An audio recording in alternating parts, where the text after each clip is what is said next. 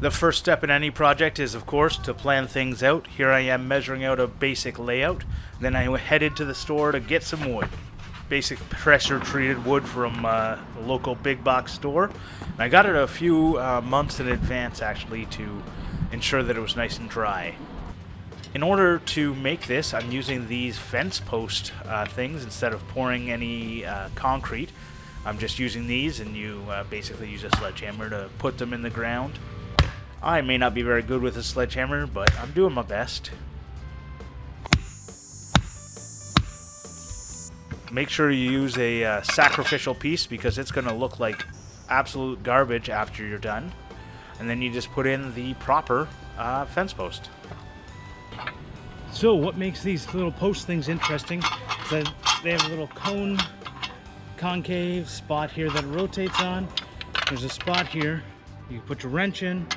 Once you got the post in place, you can tighten this down and then it won't move anymore. So here I am screwing the fence post in, getting it nice and tight, making sure it's nice and level or plumb, and then tightening it down. After you tighten it down, make sure to check it again. I don't show that. But here I am again laying out everything, making sure it's good. Doing a little more pounding. Nice little time lapse of the pounding. And putting in the last post. In order to make the deck part, or the top part, I use some clamps to hold everything in place. There's me just using one of these nice handy dandy clamps. It makes it nice and easy to adjust things instead of using a screw clamp. These squeeze clamps are really nice. And then I just use some GRK screws that are rated for this application. Using my grandfather's old saw to try and cut it. You can see I'm using the 4x4 to get a nice even cut. Using some more clamps to get everything in place, leveling it out, and screwing it in. So now I'm going to put in some joists. I'm using joist hangers, measuring things up. Again, making it to measure instead of cutting stuff and then having it be the wrong size. Just using a simple circular saw and a feed square to get a nice straight cut. Using my hand mallet to put it in place. And now I'm going to have my helper come in, and he's going to do the final installation of these things. Keep going. Yeah, press it. Oh, perfect. You did it. I did it. You did it. Cutting the first board and getting it cut to length. Trying out the handsaw again just for fun. And then I'm marking out using my speed square to mark out the approximate width here for the 4x4 post, and then using a jigsaw to cut it out. Now these are a little bit thin, so you got to be careful. And then I got the first couple boards in place. And of course, that means we have to test it out. So I attach the slide, and it works. Wow, that's awesome. So I cut the first ones all installed, and I left them long, and just use a circular saw with a little bit of a guide piece of wood clamped in place in order to make them flush. I use the speed square to get a nice gap and to line up the screws with the measurements, 1 inch from the end. Now, of course, not everything lined up perfectly. I had a little bit of a smaller piece at the end, so instead of putting it right at the end, I decided I would put it at the piece beside, cut it on the table saw, rounded over the edge here with the router, installed it, and then I was able to use a full-size board at the end. Now here's a problem. I got a wiggly deck. You don't want a wiggly deck, do you? So I'm adding some gusseting here with some leftover 2x6 timber, and I'm attaching it using screws and pocket hole screws to get everything in place nicely. And this is going to make a huge difference. Look how nice and stable it is now. So I'm adding some railings. It's a pretty simple railing system, the same way I installed the other things, but I'm getting my helper to help me out here. Good job, helper. More screws. Oh, more screws. Thank you. Here I'm using my Japanese pull saw in order to make this nice and flush. I like to try different saws and see how they work in situations. This one worked pretty good. My helper, of course, back, helping make sure everything gets up into its spot.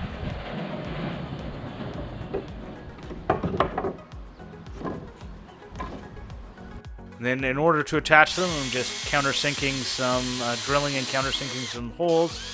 Again, getting my helper in there, he's helping out a lot.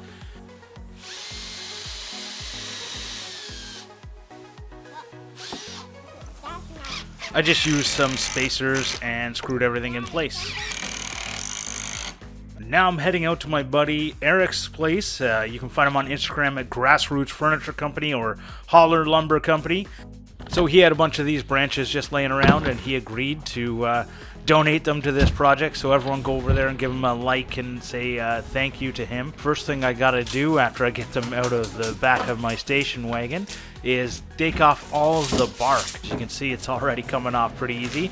But these are all nice walnut logs. And then in order to get it nice looking, I use my spoke shave here to get it down to the bare wood. And then I'm putting a couple of pieces across the top. In order to get it to sit properly on the 4x4 posts, I used a little rasp here, and then it fits on nice and good. I'll pre-drill some holes and screw them in.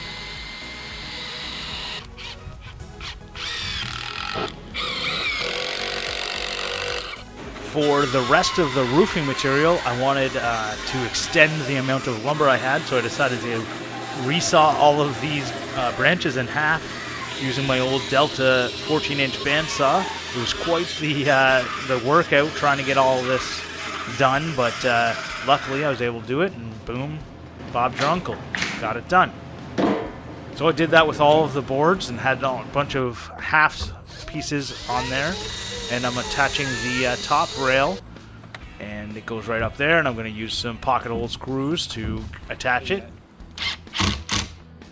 And then I just alternated side by side this little roof pattern and put on the boards that seemed to make sense and just screwed them in.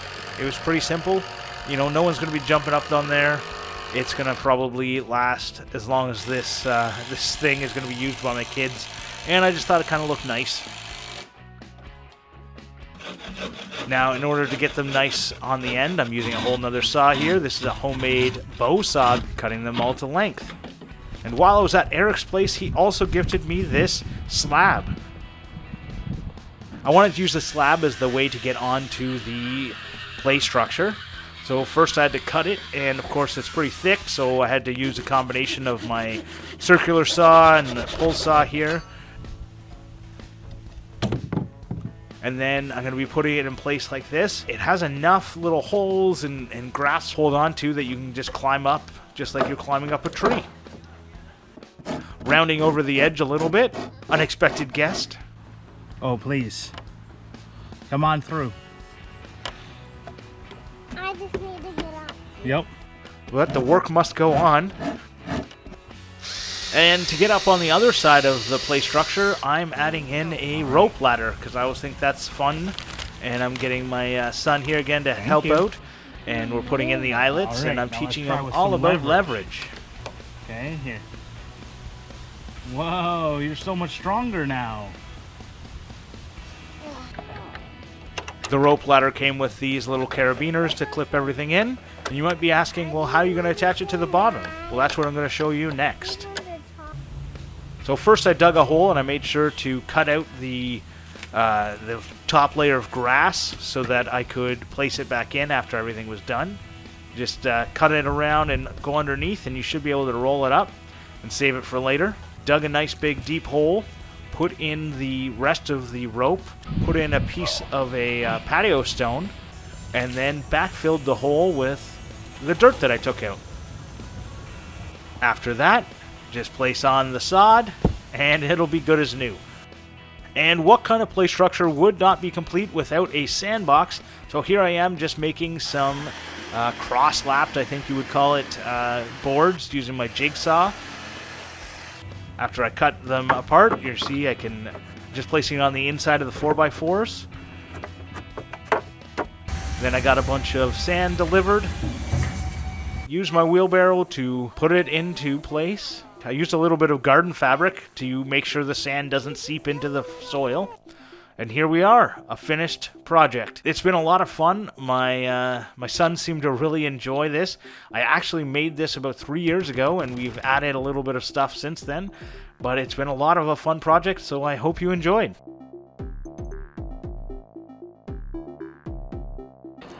Yeah, because okay, this one is just in case we need to measure small things. Ah. This one is to measure big things.